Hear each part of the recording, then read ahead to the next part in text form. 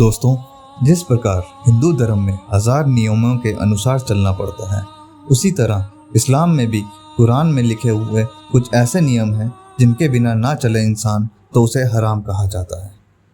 आइए जानते हैं ऐसी क्या चीज़ें हैं जिन्हें इस्लाम में हराम कहा जाता है। कुरान सूरा आयतों की अनुसार मुस्लिम महिला घर से जब भी बाहर निकलेंगे अपने बदन को काला वस्त्र से ढक कर निकलेंगे, क्योंकि एक नारी का संपत्ति उनके शरीर है।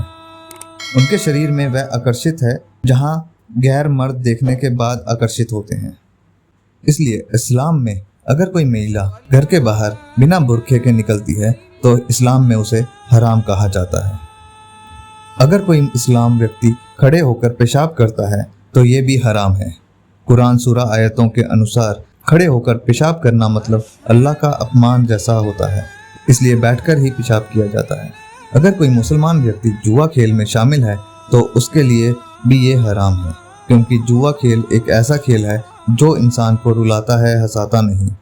बिना मेहनत की कमाई करने वाले धन हराम में ही गिने जाते हैं, इसलिए जुआ खेल इस्लाम में वर्जित है। अगर कोई मुसलमान होकर किसी दूसरे धर्म की मूर्ति पूजा करते हैं तो इनके लिए ये भी हराम है, क्योंकि कुरान सूरा के अनुसार मूर्ति पूजा करने वाले को काफिर कहा जाता है।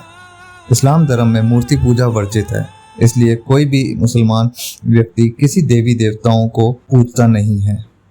अगर कोई मुसलमान व्यक्ति शराब पीता है तो उनके लिए भी ये हराम माना जाता है, क्योंकि शराब पीने के बाद इंसान अपना संतुलन खो जाता है। जो चीज़ पीने से बुद्धि भ्रष्ट हो जाती है, कुरान के अनुसार उसे वर्जित करना चाहिए। शराब पीने से कभी भी दुश्मन अटैक कर सकता है, इसी कारण कुरान के अनुसार शराब पीना हराम है। अगर कोई मुसलमान व्यक्ति किसी गैर मुसलमान से दोस्ती करते हैं तो उनके लिए ये भी हराम है, क्योंकि कुरान के अनुसार जो लोग मूर्ति पूजा करते हैं वह इस्लाम के शत्रु होते हैं, क्योंकि मूर्ति पूजा वाले कभी अल्लाह को नहीं मानते, जिनके कारण गैर मुसलमानों को काफिर मानते हैं। इसलिए मूर्ति पूजा वालों से कभी भी दोस्ती नहीं और ना ही उन्हें भाई मनाना चाहिए। ऐसे करने वाले व्यक्ति को हराम मानते हैं। अगर कोई मुसलमान व्यक्ति किसी गैर मुसलमान से विवाह करते हैं तो उन्हें अपना इस्लाम कबूल करवाना अनिवार्य है। अगर धर्म परिवर्तन नहीं कर सकते हैं तो ये भी हराम माना जाता है, क्योंकि कुरान के अनुसार अगर तुम गैर मुसलमान को इस्लाम कबूल करवा सकते हो तो तुम्हें 72 हूर और जन्नत मिलेगी। अगर अपने धर्म में परिवर्तन नहीं कर सकते हैं, ये भी तुम्हारे लिए हराम है। अगर कोई मुसलमान किसी गैर मुसलमान को जबरन धर्म परिवर्तन करने के लिए कोशिश करता है तो ये भी हराम है, क्योंकि कुरान के अनुसार कहा गया है कि अगर कोई मन से इस्लाम धर्म कबूल करते हैं तो उन्हें इजाज़त है, अन्यथा जबरन धर्म परिवर्तन करवाना बहुत बड़ा गुनाह है।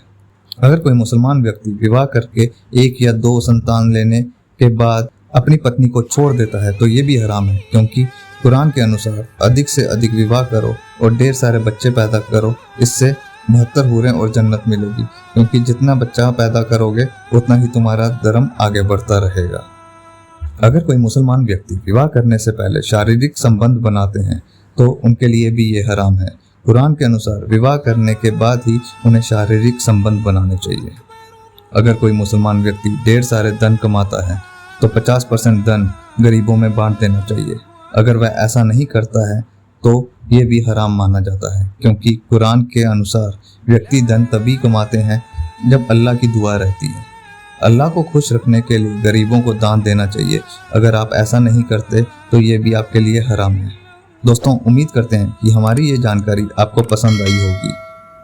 और भी ऐसी जानकारी प्राप्त करने के लिए हमारे चैनल पुरानी कथाओं को ज़रूर सब्सक्राइब